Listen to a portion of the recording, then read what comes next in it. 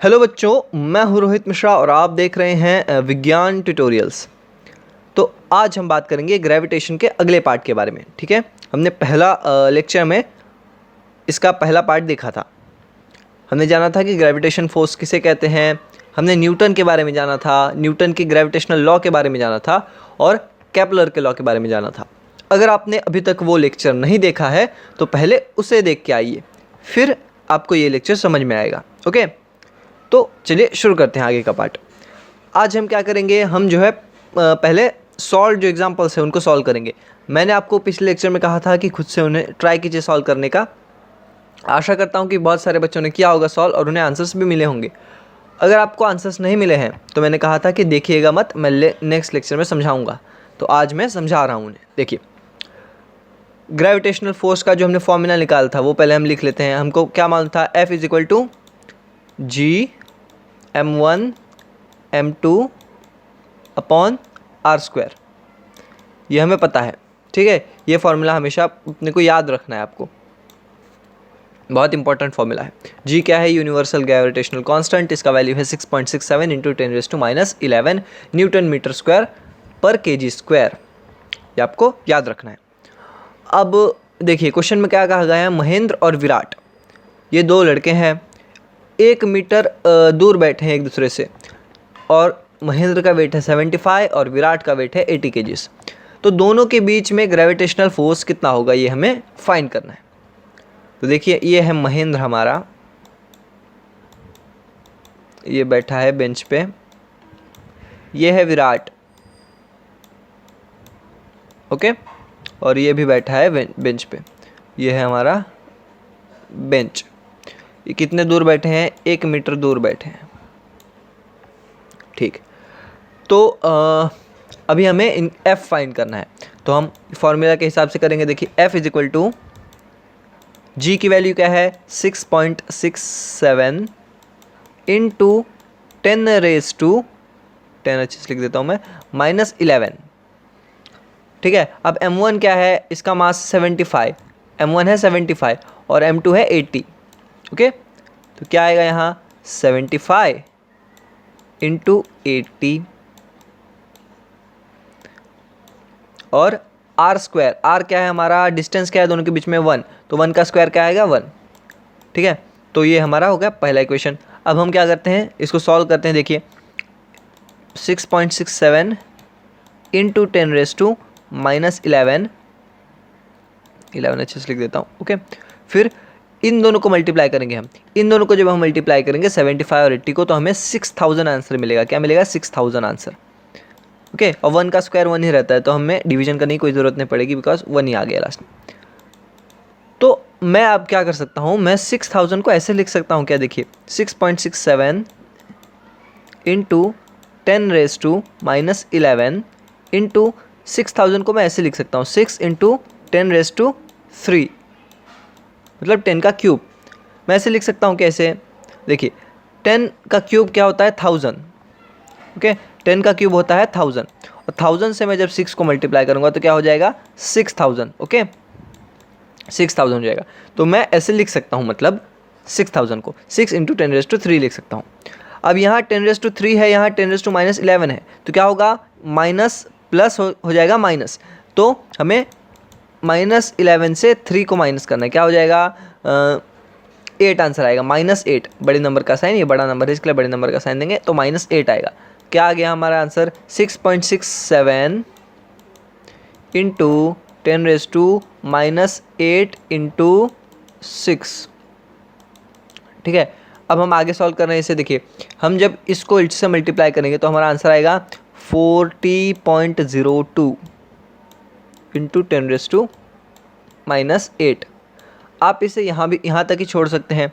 अगर आपको आगे और सॉल्व करना है, जैसे कि हमें क्वेश्चन में जो है, ये देखिए यहाँ जो नंबर था इसके खाली एक ही पॉइंट के आगे खाली एक ही नंबर था, 6 ही है खाली पॉइंट के आगे, बाकी सब पॉइंट के पीछे। तो अगर हमें इसे और छोटा करना है तो हम क्या करेंगे, इस पॉइंट को यहाँ लाएंगे, इस पॉइंट को यहाँ लाएंगे, तो क्या होगा, इधर 1 से माइनस करेंगे, बिकॉज हमने एक नंबर के आगे लिया है पॉइंट। ओके, एक नंबर के पॉइंट आगे लिया है, तो हमें इसे एक नंबर से माइनस करना होगा। तो क्या आ जाएगा, 4.002 इंटू 10⁻⁻⁷। ठीक है, ये F का वैल्यू हमको मिल गया। दोनों के बीच का ग्रेविटेशनल फोर्स कितना है?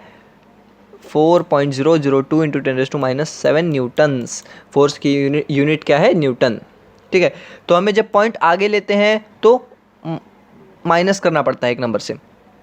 ओके, जब हम पॉइंट जो है पीछे लेंगे तो हमें यहाँ एक नंबर प्लस करना होगा। अगर माइनस साइन है रेज़ टू में, अगर पावर में माइनस साइन है तो मैं बता रहा हूँ, अगर पावर में माइनस है तो हम अगर एक पॉइंट आगे लेंगे तो हमें क्या करना पड़ेगा? माइनस करना पड़ेगा, और एक पॉइंट पीछे लेंगे तो हमें क्या करना पड़ेगा? प्लस करना पड़ेगा।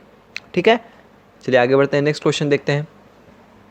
In the above example, assuming that the bench on which Mahendra is sitting is frictionless, starting with zero velocity, what will be Mahendra's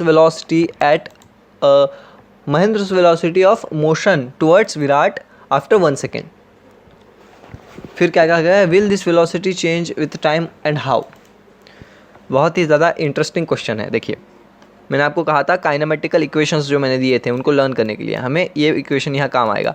v is equal to u plus at। यहाँ v क्या है? v है final velocity, u है initial velocity, a है acceleration और t है time. तो यहाँ पूछा गया है कि अगर हमारा ये जो महेंद्र है और विराट है, दोनों बेंच पे बैठे हैं। अब इमेजिन कीजिए ये बेंच जो है वो, इसमें फ्रिक्शन था, बेंच के बीच में फ्रिक्शन था, इसकी वजह से ये दोनों एक दूसरे की तरफ नहीं आ रहे थे। इनके बीच में फोर्स था तो इनको नॉर्मली एक दूसरे की तरफ खींचे चले आना चाहिए, लेकिन क्या हो रहा था? बेंच में फ्रिक्शन है, बेंच के और इनके बॉडी के बीच में, इसके लिए लोग एक दूसरे की तरफ खींचे नहीं आ रहे थे। और एक और कारण था, धरती जो है, अर्थ इसे अपनी तरफ खींच रही है दोनों को। ठीक है, और अर्थ बहुत ज़्यादा फोर्स से अपनी तरफ खींच रही है। देखिए, अब मैंने जैसे आपको बताया है कि ग्रेविटेशन हर एक ऑब्जेक्ट में होता है जिसके पास मास है। मतलब आपके पास भी मास है, आपका जो मोबाइल है उसके पास भी मास है। तो ऐसा क्यों नहीं होता कि जैसे आपका मोबाइल अपने आप आपकी तरफ खींचा चलाए, या फिर आप अपने दोस्त के साथ खड़े हैं तो आपका दोस्त अपने आप आपकी तरफ खींचे चलाए, या आप उसकी तरफ खींचे चले जाएँ। ग्रेविटेशनल लॉ के हिसाब से तो ऐसा ही होना चाहिए। ऐसा नहीं हो रहा है बिकॉज आप धरती पे हैं। अगर आप वैक्यूम में चले जाएं या फिर ऐसी जगह पे चले जाएं जहाँ कोई दूसरा ग्रेविटेशनल फोर्स ना हो, तब आप एक दूसरे की तरफ खींचे चले आएंगे। ठीक है, लेकिन आप धरती पे हैं तो धरती आपको बहुत ज़्यादा फोर्स से अपनी तरफ खींच रही है, और इसकी वजह से बहुत ज़्यादा फोर्स से आप नीचे खींचे जा रहे हो और आप मूव नहीं कर पा रहे हो एक दूसरे की तरफ। तो यहाँ क्या अज्यूम करना पड़ेगा? हमें अज्यूम करना पड़ेगा कि ये लोग धरती पर नहीं है, कहीं और है जहाँ इनके ऊपर कोई दूसरा ग्रेविटेशनल फोर्स नहीं लग रहा है, खाली एक दूसरे की तरफ इनको ग्रेविटेशनल फोर्स लग रहा है। तो पूछा गया है कि महेंद्र जो है रेस्ट पे है, मतलब उसका u इनिशियल वेलोसिटी क्या है? 0। इनिशियल वेलोसिटी मतलब स्टार्टिंग का वेलोसिटी। तो पहले क्या बोला गया? रेस्ट पे है। तो रेस्ट पे है तो उसका इनिशियल वेलोसिटी तो 0 होगा। फिर क्या हुआ? आफ्टर 1 सेकेंड मतलब final velocity v, after 1 second इसकी वेलोसिटी हमको फाइंड करनी है, हमें पता नहीं है। एक्सेलरेशन भी हमें पता नहीं है। तो एक्सेलरेशन हम कैसे फाइंड करेंगे? मैंने आपको बताया था एक formula, F is equal to ma, बताया था ना मैंने, F is equal to ma। तो हम इस फॉर्मूला को ऐसे लिख सकते हैं क्या? A is equal to F upon m। ठीक है, मैं F को यहाँ नीचे ले गया। ओके, तो A is equal to F upon m लिख सकते हैं। तो दोनों के बीच में कितना फोर्स है? दोनों के बीच में है 4.002 इंटू 10⁻⁻⁷ न्यूटन्स का फोर्स है। और मास क्या है? देखिए, महेंद्र का मास क्या है? कहाँ गया महेंद्र का मास? 75 kg है, हमें दिया गया है 75 kg। ठीक है, यहाँ किसका मास लेना है? उसी ऑब्जेक्ट का मास लेना है जो मूव हो रहा है। ओके, उसी ऑब्जेक्ट का मास ले रहा है, बिकॉज हमको एक्सेलरेशन किसका फाइंड करना है? उसी ऑब्जेक्ट का फाइंड करना है। ठीक है, तो जब हम इन्हें डिवाइड करेंगे तो इसका आंसर आएगा 5.34। ठीक है, 5 ज़रा बड़ा लिख देता हूँ मैं, 5.34 इंटू 10⁻⁹। ओके, अब हमें क्या करना है? v फाइंड करना है। तो हमें अब एक्सेलरेशन मिल गया यहाँ, तो हम क्या करेंगे? v is equal to u। u क्या है? देखिए, यहाँ u दिया है पहले, तो u है इनिशियल वेलोसिटी। तो स्टार्टिंग तो रेस्ट से हुई है, तो इनिशियल वेलोसिटी क्या होगा? 0। फिर a क्या है? 5.34 इंटू 10⁻⁹। ओके, ये ए है और ए का यूनिट यहाँ रहेगा मीटर पर सेकेंड, ठीक है, एक्सेलरेशन का यूनिट। फिर डिस्टेंस टाइम है, टी है क्या, टाइम क्या दिया है 1 सेकेंड, तो हम क्या करेंगे यहाँ 1 से मल्टीप्लाई करेंगे तो वही आंसर आएगा, v is equal to 5.34 into 10⁻⁻9 metre पर सेकेंड, ठीक है, मीटर पर सेकेंड। ये वेलोसिटी होगी आपके महेंद्र की, ठीक है। अगर आपको ये पहले अगर आप सीखना चाहते हैं कि फिजिक्स के प्रॉब्लम कैसे किए जाए, तो आपको रेस टू माइनस अगर रहेगा, पावर में माइनस रहेगा, प्लस रहेगा, पॉइंट्स को कैसे सॉल्व करते हैं, ये थोड़ा सा बेसिक मैथमेटिक्स आप सीख लीजिए। अगर आप कहेंगे तो मैं बेसिक मैथमेटिक्स का वीडियो बना दूंगा, यहाँ पे कमेंट बॉक्स में मुझे कमेंट करके बताइए अगर आपको चाहिए वो वीडियो। तो अब हम थोड़ा थियोरेटिकल पार्ट देख लेते हैं। देखिए, अब हम देखेंगे सर्कुलर मोशन क्या होता है।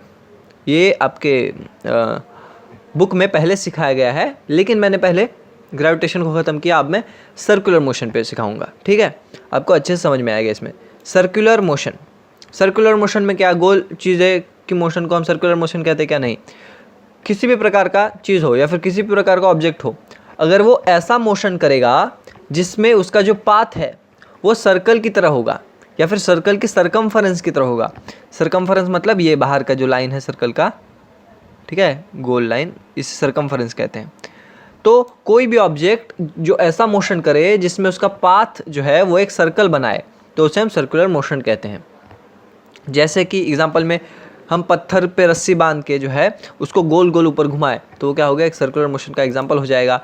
जैसे कि प्लैनेट्स जो है हमारे, वो सन के इर्द गिर्द चक्कर लगा रहे हैं, सर्कुलर मोशन हो गया, लेकिन उनका जो पाथ होता है वो सर्कल नहीं होता है, वो इलिप्टिकल होता है, लेकिन for the sake of example हम उसे सर्कुलर मोशन मान सकते हैं।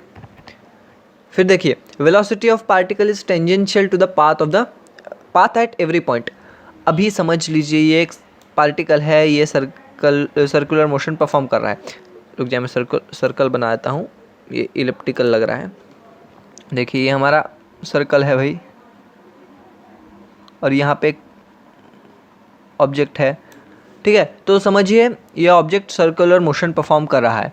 मैंने कहा यहाँ पे इसकी जो वेलोसिटी है उसकी डायरेक्शन बताओ, तो इसमें क्या कहा गया है, velocity of direction of velocity, यहाँ डायरेक्शन आना चाहिए, direction of velocity of particle is tangential to the path at every point. मतलब अगर यहाँ मुझे वेलोसिटी की डायरेक्शन बतानी है तो मैं एक टेंजेंट बनाऊंगा। टेंजेंट मतलब ऐसा, इसे टेंजेंट कहते हैं, ठीक है।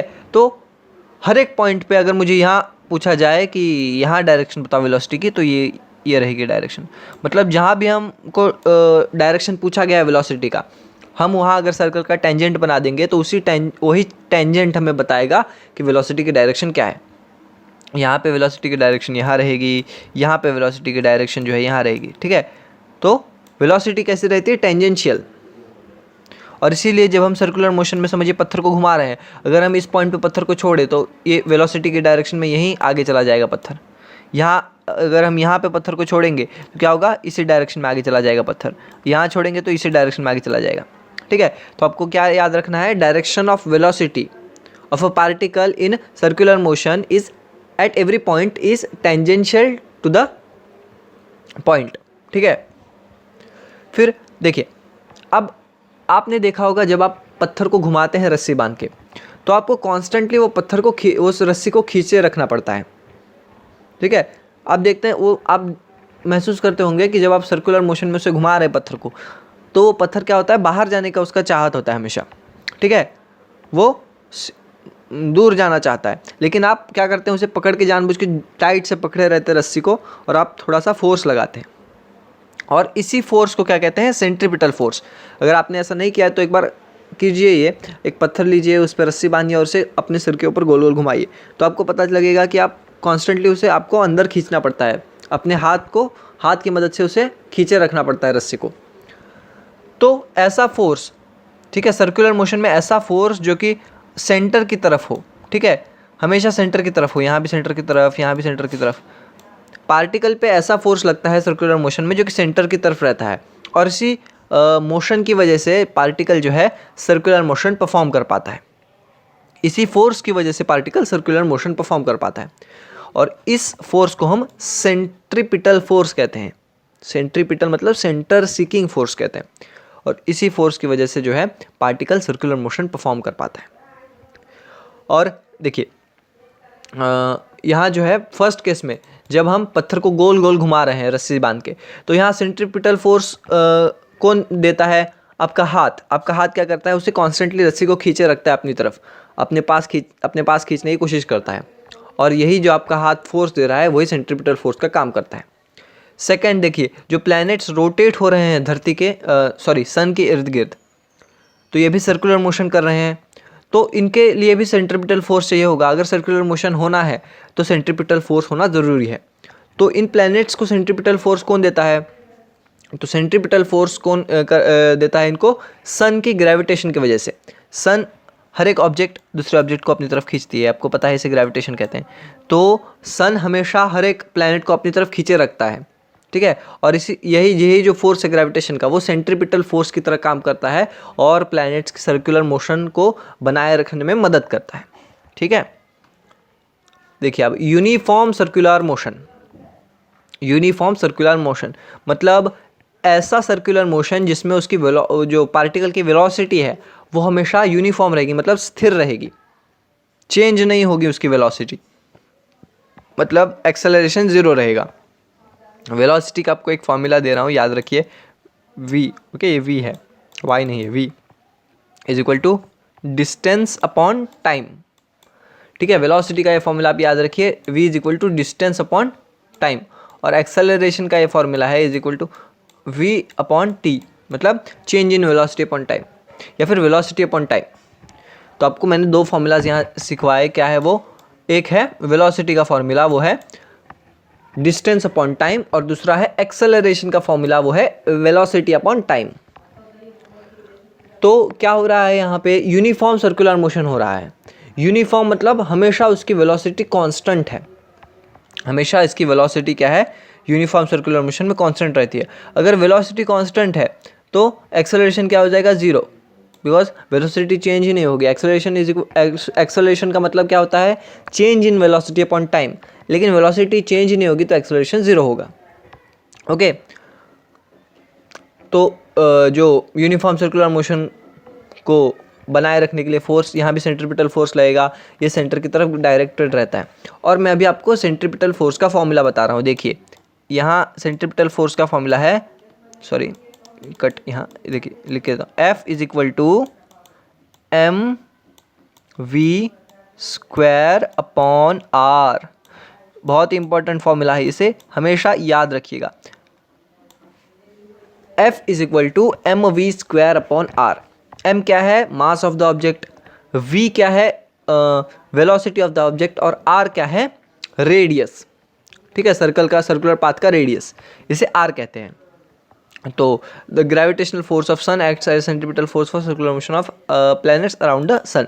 तो ग्रेविटेशनल फोर्स जो है सन का, वही एक्ट करता है एज ए सेंट्रीपिटल फोर्स। मैंने आपको पिछले स्लाइड में बताया था, सन का ग्रेविटेशनल फोर्स एक्ट करता है as a centripetal force planets के सर्कुलर मोशन को मेंटेन रखने के लिए, ओके। तो यह था यूनिफॉर्म सर्कुलर मोशन। अब देखिए सेंट्रीपिटल फोर्स के फॉर्मूले की मदद से और हमारा जो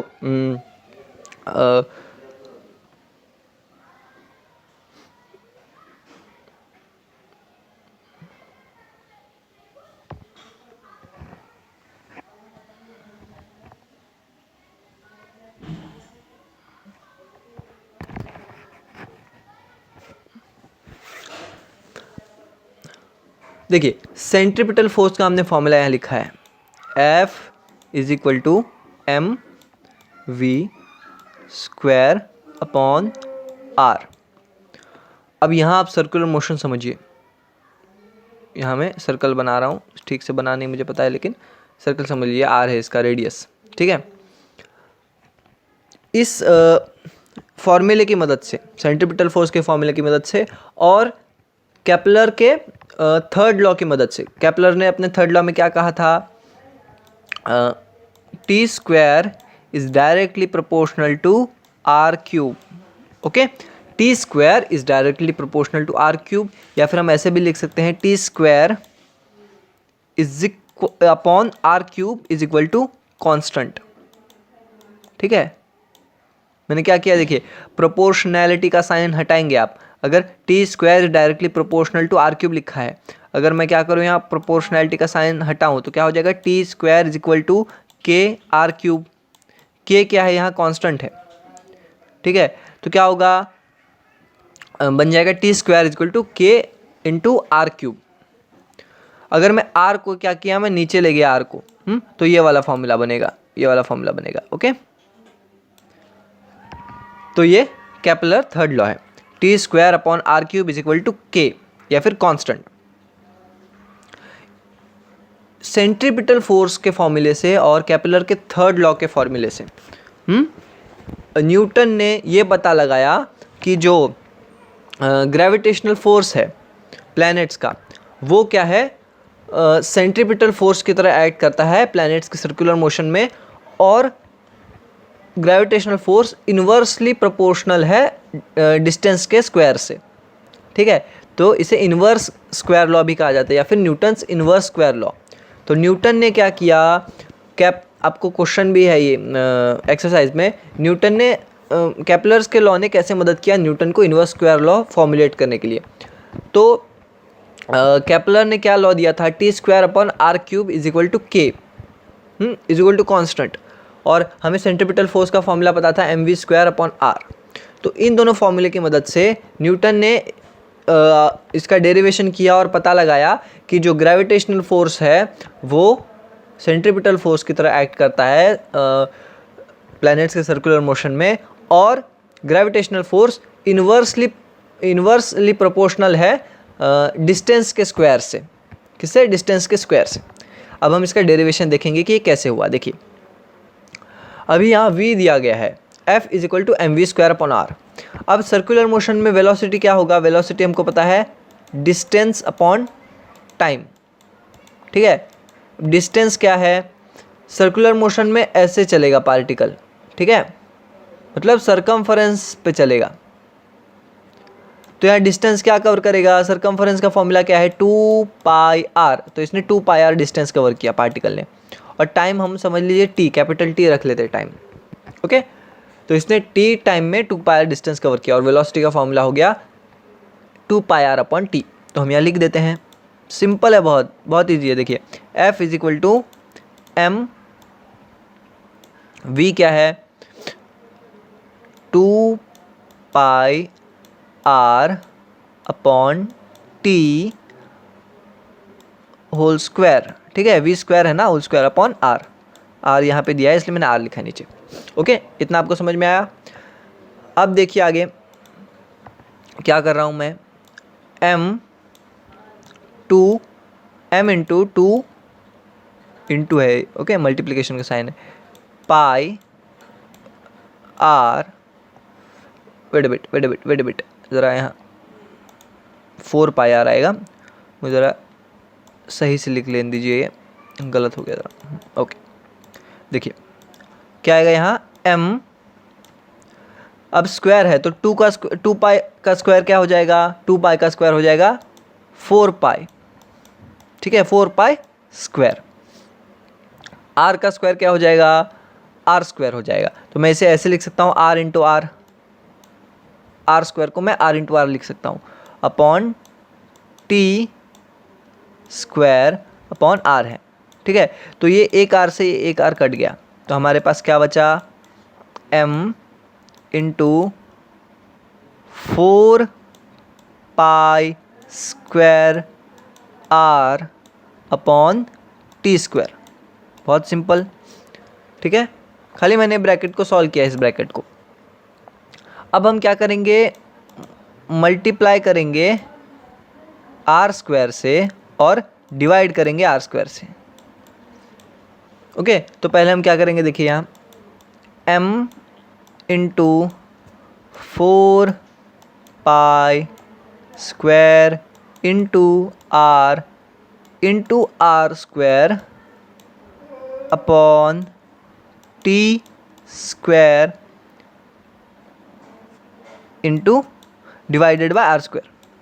ओके, तो यहाँ क्या हो जाएगा, देखिए यहाँ जो है अपना आंसर आ जाएगा m into 4 pi square into R cube upon T square into R square. Okay, अब हमें ये पता है कि T square upon R cube is equal to constant. ठीक है, तो अगर मैं इसे उल्टा लिखूँ, R cube upon T square is equal to क्या आ जाएगा, 1/k।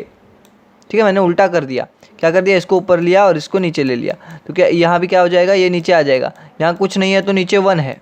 ठीक है, तो यहाँ क्या आ जाएगा, ये नीचे आ जाएगा, ये ऊपर चला जाएगा, तो 1 ऊपर चला गया और ये k नीचे आ गया। ठीक है, अब देखिए ये आपको कहीं दिख रहा है क्या इस इक्वेशन में, ये आपको यहाँ दिख रहा होगा।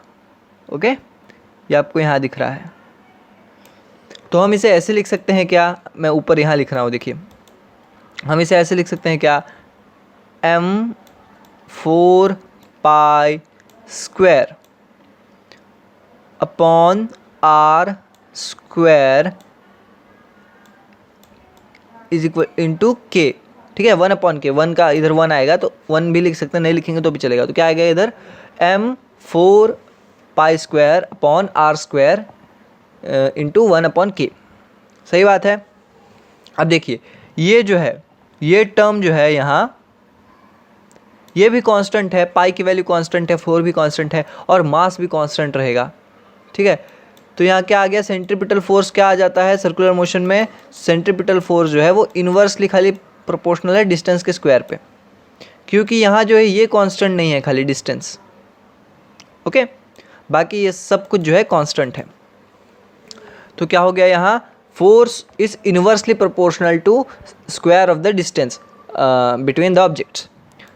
तो इसी देखा आपने कैपिलर के फॉर्मूले से और सेंट्रीपिटल फोर्स के फॉर्मूले से हमने डिराइव कर दिया कि सेंट्रीपिटल फोर्स या फिर ग्रेविटेशनल फोर्स जो है वो इन्वर्सली प्रोपोर्शनल है डिस्टेंस के स्क्वायर के। और न्यूटन ने भी इसी तरह डिराइव किया था ये फार्मूला, और इसी प्रकार से कैपिलर की मदद से इनको इन्वर्स स्क्वायर लॉ फॉर्मुलेट किया था न्यूटन ने। आप एक बार वापस से वीडियो को देख लीजिए अच्छे से एक बार। ठीक है, इस पार्ट को देख लीजिए, बिकॉज थोड़ा सा कॉम्प्लिकेटेड हो जाता है, लेकिन अगर आप एक बार समझ लेंगे तो बहुत ही ईजी से आपको समझ में आ जाएगा। ओके, तो चलिए आगे बढ़ते हैं। देखिए अब अर्थ्स ग्रेविटेशनल फोर्स।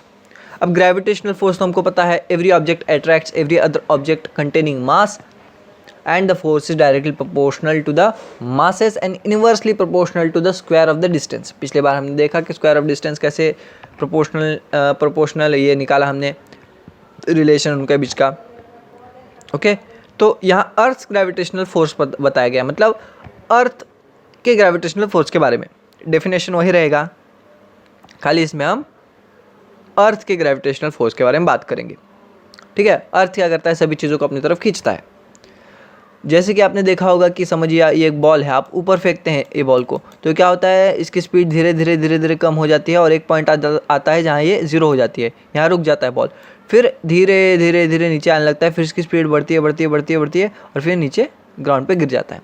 मतलब यहाँ क्या हो रहा है, ऊपर जाते टाइम में स्पीड डिक्रीज़ हो रहा है और नीचे आते टाइम में स्पीड इंक्रीज़ हो रहा है। ओके, तो ये क्यों हो रहा है, ये ग्रेविटेशनल फोर्स की वजह से हो रहा है अर्थ के। ओके, फिर हमें यहाँ क्वेश्चन दिया गया है, देखिए calculate the gravitational force due to Earth on Mahendra in earlier example. अब महेंद्र पे ग्रेविटेशनल फोर्स हमको फाइंड करना है। आपको क्या करना है, यहाँ देखिए आपको ये फॉर्मूला पता है इसका ग्रेविटेशनल फोर्स का, F is equal to G m1 m2 upon R square. आपको क्या करना है भाई, G का आपको पता है 6.67 इंटू 10⁻⁻11। आपको m1 दिया है, m1 क्या है, मास ऑफ अर्थ। आपको महेंद्र और अर्थ के बीच में ग्रेविटेशनल फोर्स फाइंड करना है, मतलब पहले क्या लेंगे, मास ऑफ अर्थ, या फिर पहले आप मास ऑफ महेंद्र भी ले सकते हैं, कोई भी अपना मर्जी है। देखिए मास ऑफ अर्थ लेंगे पहले, तो अर्थ का मास क्या है 6 into 10⁻24। Mass of Mahendra 75 kg। फिर रेडियस या फिर डिस्टेंस क्या है, यह हम क्या करेंगे, ऐसा आप देखेंगे तो बोलेंगे डिस्टेंस है नहीं, ये तो बीच में मतलब टच है, पूरा जीरो डिस्टेंस है महेंद्र और अर्थ के बीच में। नहीं, हमें अर्थ के सेंटर से डिस्टेंस मेजर करना है, ठीक है, अर्थ के सेंटर से डिस्टेंस मेजर करना है महेंद्र का। ओके, तो डिस्टेंस क्या आएगा, 6.4 × 10⁶, ये अर्थ का रेडियस है। ओके, ये यहाँ हमें आर, ये रहा आर, देखिए आर है। ओके, इसे आप सॉल्व करेंगे तो आपको आंसर मिल जाएगा। देखिए आंसर आपके टेक्स्ट बुक में भी दिया हुआ है।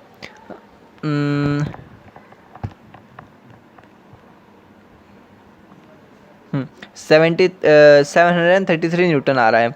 आप इसे सॉल्व करेंगे इजीली तो आपको आंसर मिल जाएगा। खाली आपको पावर की प्रॉपर्टीज़ पता होनी चाहिए, 10⁻² में जो अगर सवाल हैं तो उनको कैसे सॉल्व किया जाता है। ओके, तो आंसर आ रहा है आपका 733 न्यूटन। ओके, फिर नेक्स्ट क्वेश्चन भी था इसमें एक, वो सेम क्वेश्चन है कि अगर रेस्ट पे है महेंद्र, तो फिर अगर वापस वो गिरने लगा, रेस्ट पे से महेंद्र अर्थ की तरफ आने लगा, तो उसकी 1 मिनट के बाद 1 सेकेंड के बाद वेलोसिटी क्या होगी। तो आपको वही फॉर्मूला यूज़ करना है। पहले आप एक्सेलरेशन फाइंड करेंगे, यहाँ पे एक्सेलरेशन = F/m। ओके, F/m, ये F है। ओके, फिर आप क्या करेंगे, एक्सेलरेशन फाइंड हो जाएगी तो आप v = u + at वाला फॉर्मूला डालेंगे। एक्सेलरेशन आपको यहाँ पे मिल जाएगा, u क्या रहेगा, इनिशियल वेलोसिटी 0 रहेगा, 0 है ये, t क्या रहेगा, 1 सेकेंड रहेगा, तो वापस से जो एक्सेलरेशन है वही आपका वेलोसिटी आ जाएगा। ओके, इतना ही है।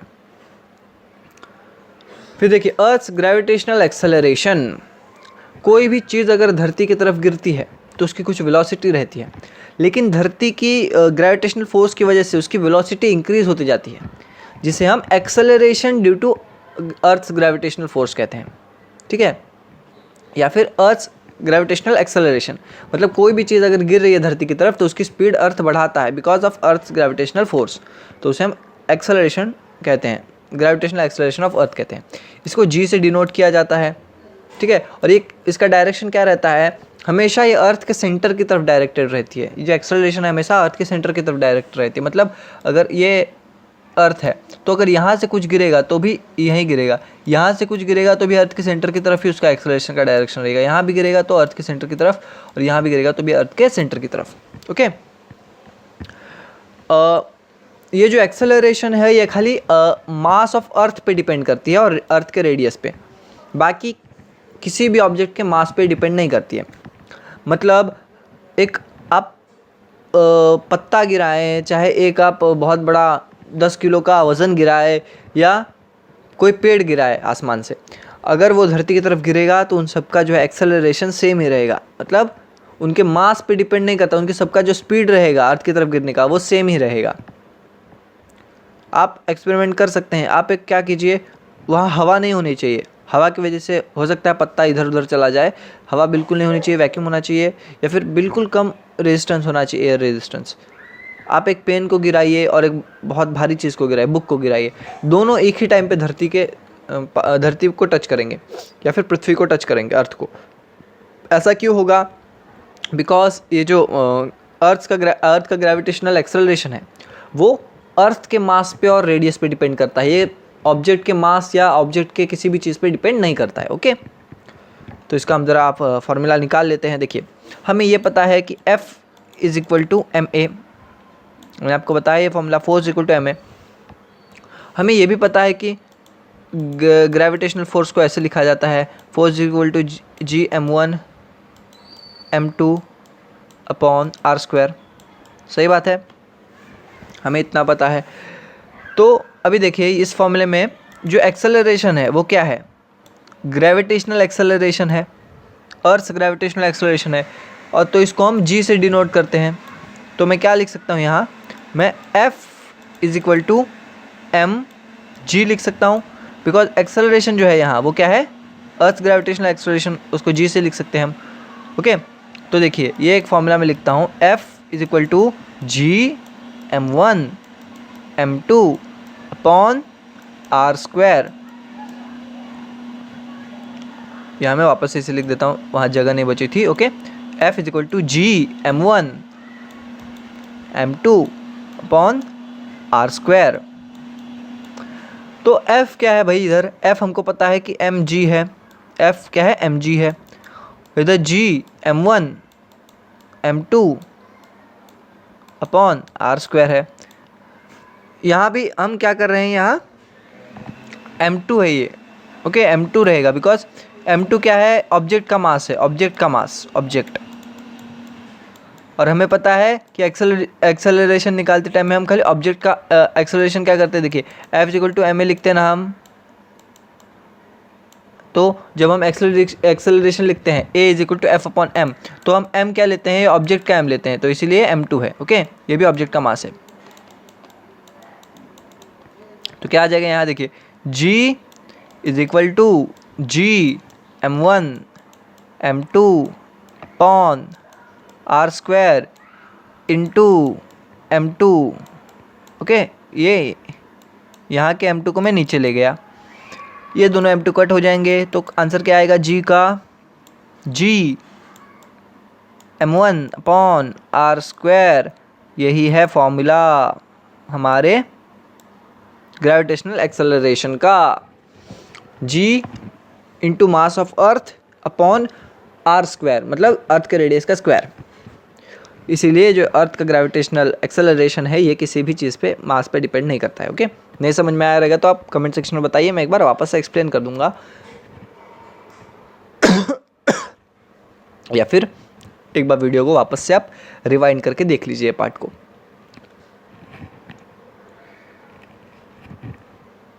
अब हम बात करते हैं variation in the value of G, मतलब हमारा जो जी है, अर्थ का ग्रेविटेशनल एक्सेलरेशन, वो कैसे कैसे वेराई करता है, मतलब कैसे कैसे चेंज होता है।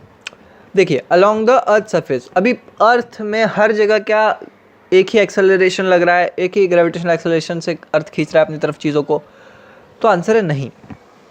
बिकॉज हमें ऐसा कहा जाता है कि अर्थ स्फेरिकल है, ऐसा है, लेकिन असल में ऐसा नहीं है। ओके, वेट वेट, असल में ऐसा नहीं है, हमें ऐसा बताया जाता है अर्थ ऐसा नहीं है असल में। देखिए अर्थ का शेप असल में ये है, अर्थ क्या है, अंडाकार है, मतलब थोड़ा सा वो पोल्स की तरफ, ये है नॉर्थ पोल हो गया, ये साउथ पोल हो गया, ठीक है, ये हो गया इक्वेटर। तो अर्थ जो है वो क्या है, इक्वेटर की तरफ थोड़ा सा बल्ज है मतलब थोड़ा सा फूला हुआ है, और पोल्स की तरफ थोड़ा सा चपटा है अर्थ। ओके, पोल्स की तरफ थोड़ा चपटा है और इक्वेटर की तरफ थोड़ा सा फूला हुआ है। तो हमने क्या पढ़ा था, क्या होता है, ग्रेविटेशनल एक्सेलरेशन ऑफ अर्थ। तो इसका हमने फॉर्मूला क्या पढ़ा था, जी का जी m अपॉन आर स्क्वायर।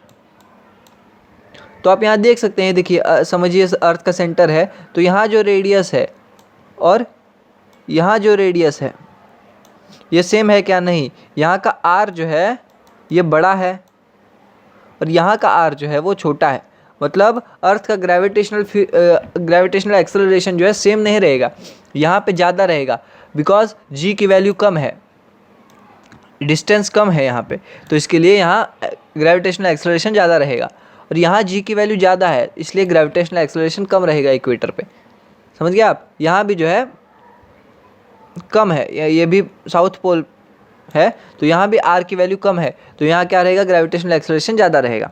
ठीक है, कैसे बढ़ता है, देखिए यहाँ जो है ग्रेविटेशनल एक्सेलरेशन बहुत ज़्यादा है, फिर धीरे धीरे इसका रेडियस बढ़ता है, तो यहाँ कम होते जाता है ग्रेविटेशनल एक्सेलरेशन, यहाँ सबसे कम हो जाता है। ठीक है, यहाँ सबसे कम हो जाता है ग्रेविटेशनल एक्सेलरेशन, फिर यहाँ क्या होता है, यहाँ बढ़ते जाता है, फिर यहाँ सबसे ज़्यादा हो जाता है ग्रेविटेशनल एक्सेलरेशन, फिर यहाँ क्या होता है, कम होते जाता है, यहाँ सबसे कम हो जाता है ग्रेविटेशनल एक्सेलरेशन, फिर यहाँ बढ़ते जाता है और यहाँ सबसे ज़्यादा हो जाता है ग्रेविटेशनल एक्सेलरेशन।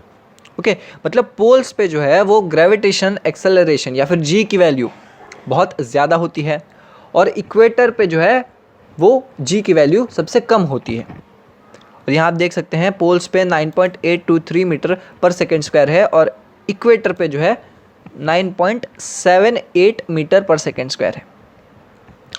फिर चेंज विथ हाइट, अब जी की वैल्यू हाइट के साथ कैसे चेंज होती है, देखिए जैसे जैसे हम धरती की सरफेस से ऊपर जाएंगे वैसे वैसे क्या होगा, डिस्टेंस बढ़ेगा अर्थ के सेंटर में और ऑब्जेक्ट के बीच में डिस्टेंस क्या है, बढ़ेगा। तो जी क्या होगा, जी का फॉर्मूला हमें पता है, G is equal to G M upon R square. इसे कैपिटल आर लिख दीजिए, आर स्क्वायर, ठीक है, मतलब अर्थ का रेडियस है। तो अर्थ का रेडियस के साथ क्या होगा, अर्थ का जो डिस्टेंस ऑब्जेक्ट से वो बढ़ेगा, तो ग्रेविटेशनल एक्सेलरेशन क्या है या फिर जी की वैल्यू क्या है वो कम होगी, बिकॉज डिस्टेंस बढ़ेगा, ठीक है। तो हमें इसे ऐसे लिखना पड़ेगा, G M upon R plus H. H क्या है, हाइट है, ये हाइट है एच, ओके, जितना ऊपर रहेगा।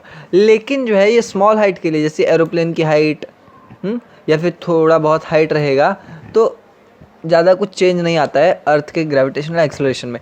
लेकिन बहुत ज़्यादा हाइट जैसे कि सैटेलाइट्स के लिए, तो इनके लिए जी की वैल्यू बहुत कम हो जाती है, बिकॉज हाइट ज़्यादा बढ़ जाती है।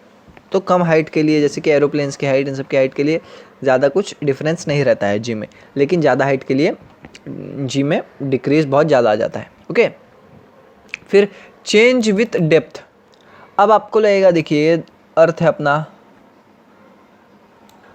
तो आपको लगेगा कि इस सेंटर है तो अर्थ सब चीज़ को अपने सेंटर की तरफ खींच रहा है, तो आपको लगेगा जैसे हम नीचे जाएंगे तो जी की वैल्यू बढ़ेगी, बिकॉज इस फॉर्मूला में G is equal to G M upon R, इसमें क्या होगा, जी डिक्रीज होगा तो ग्रेविटेशनल फोर्स या फिर ग्रेविटेशनल एक्सेलरेशन इंक्रीज होगा। लेकिन ऐसा नहीं होता है, बिकॉज ऐसा क्यों होता है, जैसे जैसे हम नीचे आएंगे वैसे वैसे जो अर्थ का सरफेस है या फिर अर्थ का जो ये है मास, वो भी कम होते जाएगा। बिकॉज ये जो समझिए मैं यहाँ खड़ा हूँ इस पॉइंट पे, तो मुझ पे खाली इतना ही एरिया ग्रेविटेशनल फोर्स एक्सर्ट करेगा, बाकी ये एरिया नहीं एक्सर्ट कर पाएगा ग्रेविटेशनल फोर्स। फिर जैसे मैं यहाँ आऊँगा तो मुझ पे खाली इतना ही एरिया ग्रेविटेशनल फोर्स एक्सर्ट करेगा, मतलब अर्थ का जो मास है वो कम होते जाएगा जैसे हम अंदर जाएंगे, मतलब अर्थ का वो मास जो ग्रेविटेशनल फोर्स में कंट्रीब्यूट करेगा वो कम होते जाएगा। और इसीलिए जब हम नीचे जाएंगे अर्थ के तो क्या होगा, ग्रेविटेशनल फोर्स कम होगा, ओके। बहुत अजीब बात है, ग्रेविटेशनल एक्सेलरेशन कम होगा, बहुत अजीब बात है, लेकिन ऐसा ही है, ओके। तो हमें क्या पता चला, देखिए अर्थ की सरफेस पे सबसे ज़्यादा ग्रेविटेशनल एक्सेलरेशन रहता है। अगर हम अर्थ के अंदर जाएंगे तो भी ग्रेविटेशनल एक्सेलरेशन कम होगा, और अगर हम अर्थ के सरफेस के ऊपर जाएंगे तो भी ग्रेविटेशनल एक्सेलरेशन कम होते जाएगा, ओके। ये था सिंपल सा पॉइंट। तो आज मैंने कुछ सम्स आपको करवाए, सर्कुलर मोशन के बारे में बताया, न्यूटन और केपलर के रिलेशन के बारे में बताया, और जी ग्रेविटेशनल एक्सेलरेशन के बारे में बताया। तो कितने मिनट का वीडियो हो चुका है, अभी थोड़ा लंबा हो चुका है वीडियो, बाकी का पार्ट हम नेक्स्ट लेक्चर में देखेंगे। और तब तक के लिए आप जो फॉर्मूलाज हम सीख रहे हैं उनको रिवाइज करते रहिए हर रोज, बिकॉज बहुत इंपॉर्टेंट फॉर्मूला है और बहुत ही ज़्यादा आपको हेल्पफुल होंगे प्रॉब्लम्स को सॉल्व करने में, ओके। तो तब तक के लिए धन्यवाद।